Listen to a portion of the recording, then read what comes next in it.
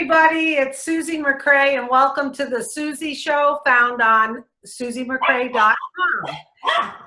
Oh, there we go. We got some dogs in the background. Yeah, so this is my first interview on a Zoom recording. And the reason I'm doing this is the person I'm interviewing happens to be in North Carolina right now. And he just happens to be my lovely nephew, Ryan McCrea. So as you know, there he is. As you know, the Susie Show is about talking to people who do something they love, adding value back to others. I talk to people hoping that the viewing audience will find some little value nuggets about Ryan and his story and what he does to help others. So just a little bit about him, and he's going to even say it even better than I will. Ryan is a licensed and certified athletic trainer. He has his master's in science.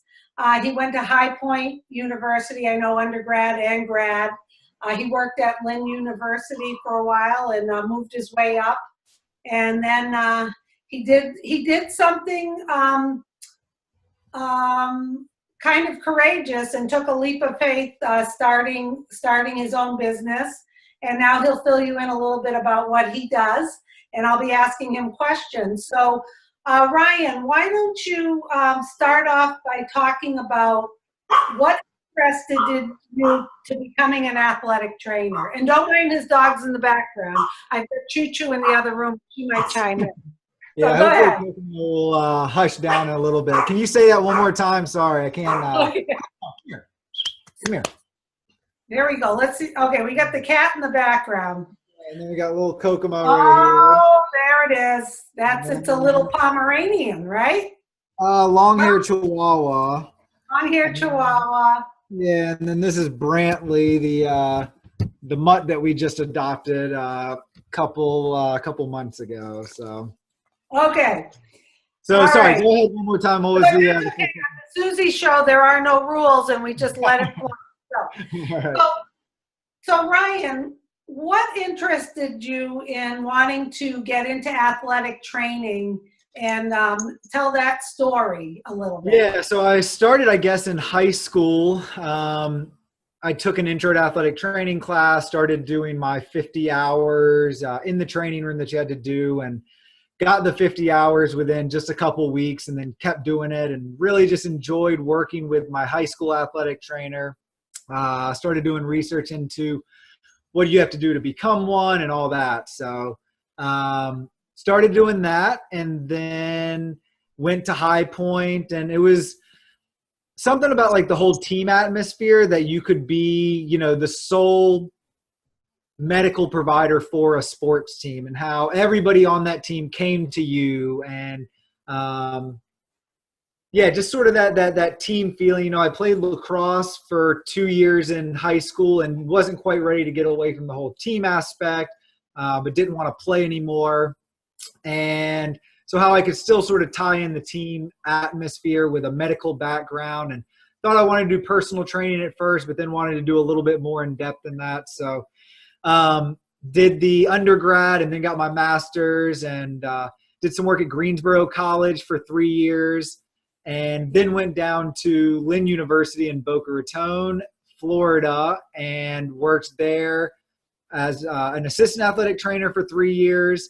And then after 3 years, our head athletic trainer left. I applied for the job, got the job as the head athletic trainer, and did that for 2 years. And we won 2 national championships while I was there with the men's soccer team. So, night.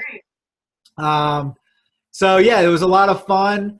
And did it for a while, but in college athletics, it's a Monday through Saturday. It's a guarantee. Everybody for the most part, you know, goes and watches college football or college basketball on a Saturday, and you know, you don't really realize, but there's a lot of work that goes into that, and the people that are there working it are doing that every single Saturday. And so, as I started getting more serious with Liz and knowing, Hang on. Okay. Liz is his new wife, and there's a whole other interview we could do about the wedding, the hurricane, the changes. That's a Yeah. whole other special interest story. But anyway, yeah, you met lovely Liz, and go ahead. Yeah, and so just needed more. I knew that only one day off a week wasn't going to be enough, so knew that the college athletic scene wasn't going to be where I needed to stay for so long, and so started to digress from that. Okay. And then you came up with an idea, which is I love. He has an entrepreneurial spirit and decided to do something about that. So so it was actually a sort of collaboration to come up with the idea between me and my now father-in-law. We were down in the Bahamas having a couple beers outside, and started telling him about some ideas that I had, other places I'd worked, where I was thinking about working, sort of, all that. And we were just going back and forth, and came up with this idea for a mobile sports medicine concept where basically, fast forward, we have a bus, and we gutted the inside of the bus out and turned it into a training room. So, stripped it down bare bone, built it from start to finish, had a contractor do half the work for me. And after he had spent his entire allotment of money, it was only about 40 to 50% complete. So I flew my buddy from North Carolina, Brian Seiler of Fair Trade Carpentry. Anybody in the Raleigh area that needs carpentry work done, Fair Trade Carpentry, for me to go. Good plug. Yeah. So he came down. We flew him into Florida, and we spent about 8 days completing the rest of the bus. So building the tables, finishing all the cabinets, all the trim work, baseboards, staining all the wood. And then my dad, probably about 3 or 4 weeks after we finished, my dad came down, and he and I put the rest of the finishing touches on of just cleaning everything. This was probably about maybe a month or two before our first event. He came down, and we had a little bit of a crunch time I signed up for this event. It was a marathon that was going to be happening. And it was good because it forced me to have a deadline. I couldn't keep pushing the bus being completed off. And so then my dad came down, and we finished working on everything, cleaned every last piece of dust off of there. And he's a very good cleaner. His dad is my brother Bill, and anytime he visits, I know that my cupboards get thoroughly cleaned. Yeah, if you ever come visit Raleigh, your car will go home detailed and washed and waxed. So, so he came down and helped me. We did 3 straight days of work just in the Florida sun, working on that thing, and just cleaned it from top to bottom, did all the last finishing touches to it.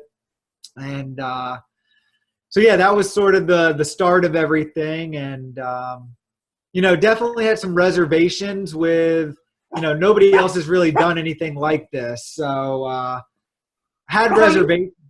Yeah, you called it athletic training wheels. Athletic training wheels, yep. I thought was great. And you know what? I think it's a classic thing where you didn't know. You kind of, went with your gut. Mm-hmm. You had a passion for it. And that's what happens when you have a couple of beers in the Bahamas. Yeah. Relax, you start brainstorming, and when you have someone who's helping you feed that creativity, it creates something. So yep. I think that's great, and I really admire you for doing all of that and venturing. I know you're not doing that currently. Yeah, so you learn from it. You learn. Yeah. Oh, I can't tell. I mean, there's a lot of not even athletic training related stuff, but just all the other stuff of having to pull city permits and starting an LLC and all that other stuff. And then, so that's sort of the one aspect, but then if my original contractor had finished the work the way he was supposed to, I wouldn't have gotten any of the hands-on work of, cutting the wood with my friend and learning all these little carpentry tips and stuff like that. So, you know, I felt a lot more confident just doing stuff around the house or, you know, just stuff like that, that I didn't think starting it that I would have gained, but is definitely something, you know, I just feel like now, like, why not take that thing apart and give it a try and see if, you know, if it's already broken, why not just give it a try and fix it? You know, worst case is it's still broken. So, Right. So if I can just interject, so when you were on the college scene, you predominantly were, there's Liz, his lovely wife. Hi, Liz. When you were on the college scene, you predominantly worked on male athletes. Yeah, I had men's soccer, men's golf, and baseball, lacrosse. Okay, so you have this age group. Then you go out on athletic training wheels and you venture out and you're doing all of these different events. And that probably mixed up the demographics. Is that correct?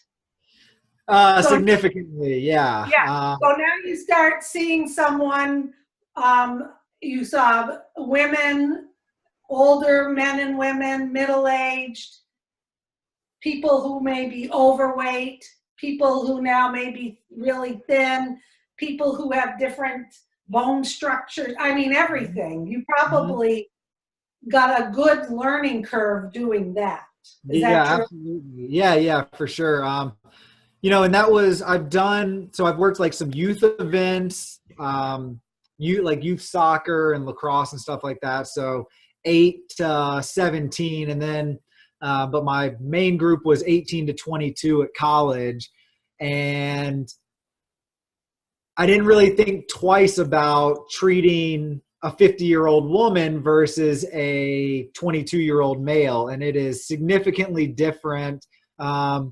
Just from the way, you know, everything's different, but from the way you know, if it's a guy and he says his knee hurts, I'm just going to grab it and start playing around with it to figure out what's going on. But if there's a 50-year-old with a knee, you got to just be much more delicate and, you know, not just grab it and push around and feel around. So there's that aspect. And then there's one of the other main things that I had to sort of use was when people are coming on the bus, it was a whole different type of treatment, because if you came to see me as a college athlete, I knew I had however much time I needed with you. You had class, you know, until noon, and we didn't have practice till 3. So I had 3 hours that I could do rehab and take time and stretch, versus this very condensed time of, all right, I got to be out at the race in 20 minutes, or, you know, I'm done with the race.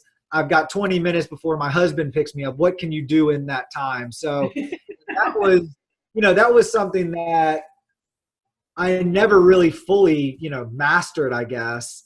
But just the treatment strategies of, I'm only going to see you one time, and what can I do in that one time to really improve your chance to finish the race? Or you just ran 26 miles. Now what do I do so that you can walk to dinner tonight? That kind of thing. So, okay.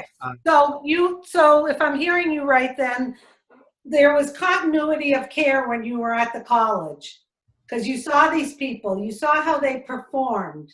And in some ways, you know, talking to other clinicians throughout my life, and I used to manage doctors' offices, it's like the ones who see the patient regularly can see the progression and see how they're doing.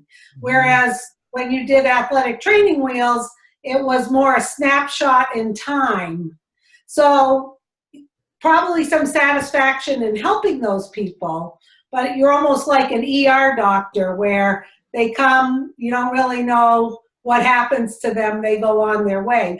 But now, fast forward, tell us a little bit about what you're doing now, because you left the athletic training wheels. You're working at a location in North Carolina now, right? Yeah, and so to sort of just feed into that to where we are now, that was one of the main things I noticed was, let's say I saw you at the race and you sprained your ankle, you pulled a hamstring, something like that.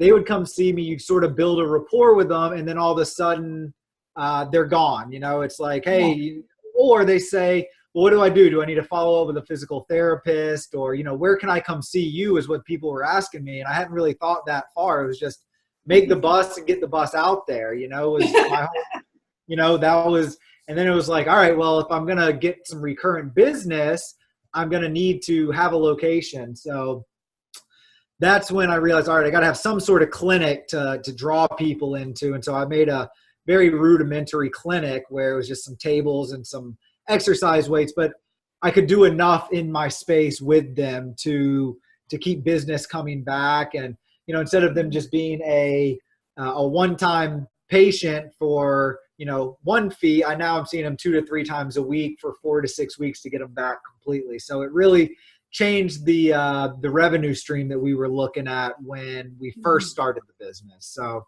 that was very smart. Yeah, thank you. Plus, you enjoyed it. You enjoyed it though, because revenue-wise, that's great, but also being able to have some sense of satisfaction of how you were getting those people. Yeah, to see them from start to finish, and then releasing them and having them go back to back to running or whatever their sport is. So yeah, definitely rewarding to see it from start to finish. Okay, so now where are you? Tell the audience.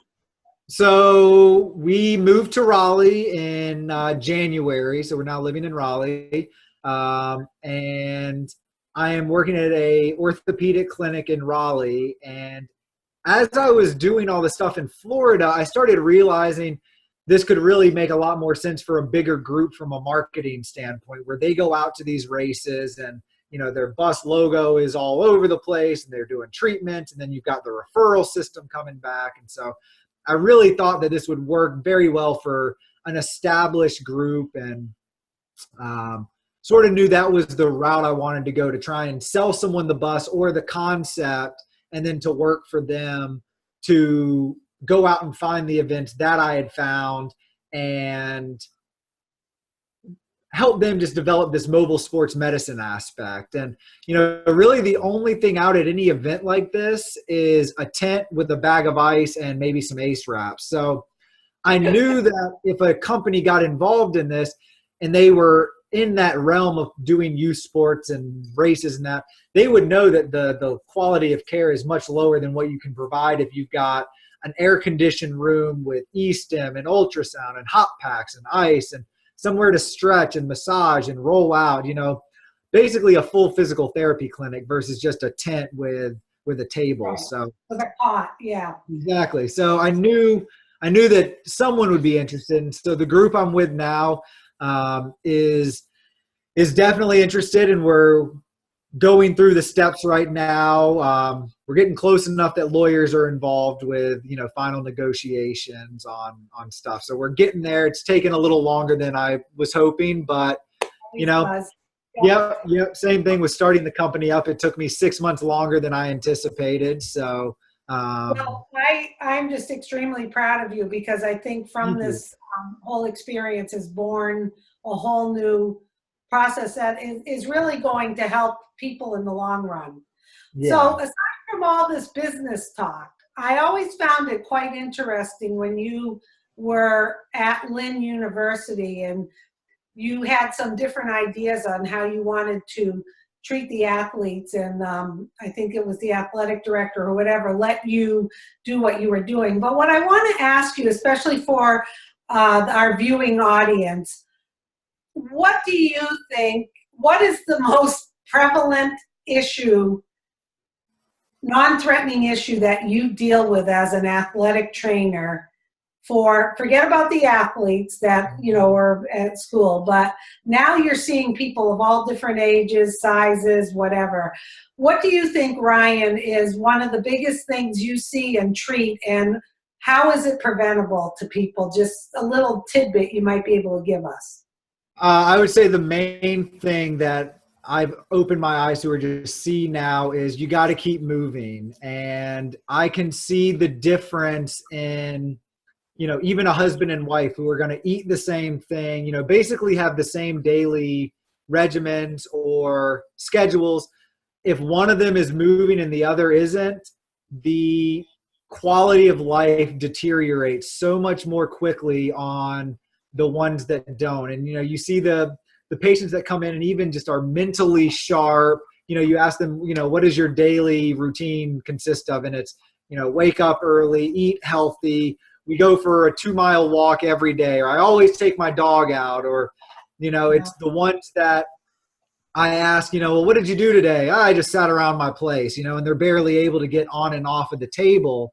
So I would say just, whatever you do, whatever you like to do. Everybody likes to do something different. If you like to walk your dog. If you want to play tennis, go play tennis. If you want to swim, swim. Whatever you're going to stay consistent with is what you need to keep doing, because there is just such a drop off, I would say, between, starting at about, I'd say 45, maybe 50 years old, where if you're not staying active, you're not taking care of your body, eating healthy, exercising regularly, that you're gonna change the outcome of the rest of your life. And if you stay active, I would say, we had this one lady come in and she was 96 and she was moving around better than some of the 70-year-olds that I was working with, and so that difference of being 76 and sort of moving slowly, or 96 and moving a little slowly, is 20 years of your life, and just how much,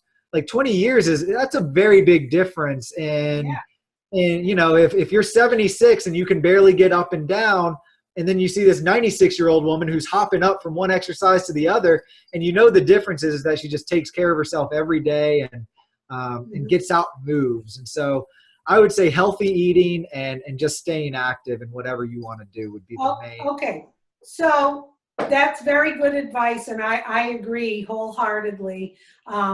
I think, and I've been working with someone else I've been doing an interview with, and it talks about 75% is nutrition and the other 25% is your activity, especially in regards to metabolic efficiency and weight loss and whatnot. But also you hear the basic things like, I'm in a chair now, can you get up without using your hands, and getting down, like those, and stretching every day and doing different things is so important for your quality of life. For sure. And just, like you said, just moving. I mean, even I do different stretches where they have me do all my fingers and everything. Mm-hmm. But I've made this mistake several times.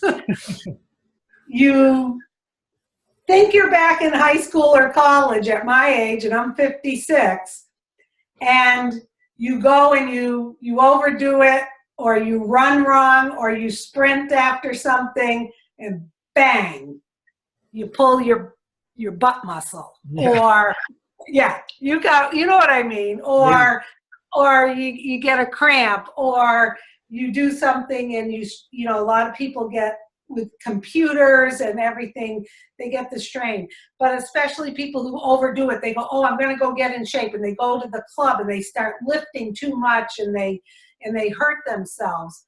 So say people hurt themselves and they pull a muscle or something like that happens.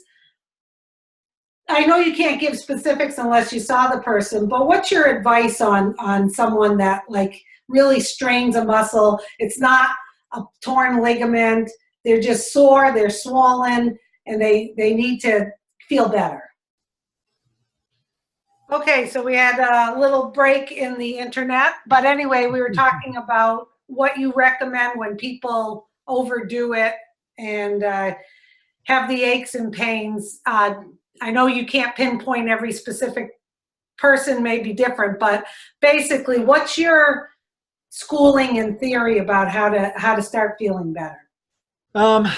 I mean, I think some of it goes back to the staying active part. So I think a lot of people, they think, oh, I'm sore, I shouldn't do anything this next day. But going out and just doing a little bit of light movement will help flush your body out and get the healing process started. Mm-hmm. I am a big fan of heat or hot packs or anything like that to help the body flush itself of everything it's done, whatever you broke down, whatever the injury is. But Ryan, that goes against a lot of what people think or have been told. So this is ice. Yeah. And this is something I started probably about 4 years ago, maybe a little longer. I stopped icing injuries, maybe within, I'm not saying for every injury, but, you know, after the first 24 to 48 hours, your body has already stopped the swelling part of the injury. The inflammatory response phase is what they call it. That's done after 48 hours. So at that point, physiologically, there's really no reason to continue icing. And even at the beginning of the injury, my thought on it is your body has been perfecting the way it heals itself for hundreds of thousands, millions of years, however long you want to consider it. It's a long time. It's been developing this system to send white blood cells there to get it started and to remove the dead tissue. And so my thought is by putting an ice pack on your shoulder, you've basically just delayed what your body's going to do by about 30 minutes. So, you know, you put it on there, it stays cold for 15, and then you take it off. Your body's going to go right back to sending those blood cells there to do whatever it wants to do. So, and that's something I differ on a lot of people with. I haven't even brought it up to the group I'm working with now that I think different in that way because it rubs people the wrong way. And you know, I believe in the way I treat and much more of an active recovery or, you know, if you sprain your ankle, just sort of like propping it up maybe on your couch like that so that gravity will pull the swelling out of there. You know, if you just throw an ice pack on there, you're basically just keeping the swelling in there as opposed to using your muscles to pump the waste out or gravity to pull it out. So, so I can see why people that goes against the grain. For sure, yeah. I mean, ice does a great job of numbing your pain. It does a great job of acute care of an injury. So, you know, by no means am I saying that you shouldn't do it at all. But if you pulled your hamstring 6 weeks ago, you don't have to come back and ice it every time you go out for a run or every time it's sore. Like, it's sore because your body hasn't fully healed itself. It's not sore because there's inflammation or swelling in there. You know, it's still the body's still repairing, it's still healing, and that's what you're going through. And so the big thing is that from the time you were 3 years old until now, what did your mom tell you to do? Or what did any medical professional, you know, throw some ice on it. Make sure you get ice on that thing tonight or you won't be able to play tomorrow. And so, you know, that was really my hardest thing with selling people on it is, why are you telling me something different than every coach I've ever had or my parents, what I see the professionals doing on TV? And I don't have a great reason as to why they're doing what they're doing, except for, you know, it's what you were taught. It's what we've all done for 20, 30 years. And so, but if you analyze what the body, if you look at it from a systemic view of the body knows what it's doing, and within the last 40 years is about the only time, since about 1970, that was the first time ice was used to treat injuries. So, you know, we're really in a very small phase of using ice to treat. And I know you did another interview with Tish, and she's very into, you know, Chinese medicine where they heal the body naturally and open up all the pathways. And so I think that if you're going to try and do something, why not throw a hot pack on there and open up your capillaries and your blood vessels to speed up that? So just exactly. From a fundamental standpoint, if the body wants to send those blood cells there and you're constricting them with ice, or you can open them with heat, it just to me is a no-brainer to open them and expedite what the body's doing. Okay, so, you heard it here on the Susie Show. So first time. All those ice pack companies are going to be really upset. I don't think they'll end up sponsoring the Susie Show. Yeah, no, that's all right. Everyone used to crack like that and put on, you know, in sport. And those are still great for a hot day, or you know, you take a line drive right in the skull. You're going to want to ice it down, but you know, but overall, heat is the better option. And what you said makes absolute sense. Yeah. Okay, so I think we're going to just wrap things up. This has been very interesting. You have a great Thanks for having me. Oh, absolutely. And not just because you're family. You know, this isn't any kind of favoritism. I have just always admired what you've done, and I think you're adding value back to people in their lives. And I can tell by your enthusiasm and your passion, you love doing this. Yeah. And I think there's more in the future of what you're going to do. I think what you're doing now is great, but I also see so many possibilities for you, Ryan, and Liz, your wife, to do other things. So that's what we focus on here, is adding value back to others and doing something you love every day. And just quite a learning curve you've been on, and I'm really proud of you. Thank you. Thanks. Yeah. Never stop learning. Try and learn something new every day. That's right. And I was telling you about that book up there. I hope I screw this up. And it's all about, you know, work from here, not from here. Yeah. Because this always screws up. And have good people around you that are excited like you, that can help you, you know, brainstorm and come up with other things you may not have thought of. So absolutely. I think it's all apropos for the Susie Show. Yeah. I think positivity brings on more positivity. So, you know, if you surround yourself with people that want to do good and are open to making changes, then it encourages you to. So. And we're going to get Liz on for an interview too. Okay. I think she's upstairs feeding the cat right now. Okay. She'll be on another episode. Perfect. So anyway, thank you. This is the first one we did on a Zoom, and I think it went very well, and you were excellent. You were excellent. And what I'll do is I'm going to post your information with this video, Ryan, so you may get people reaching out to you and asking you questions, and I know you'll be more than happy to help answer the questions.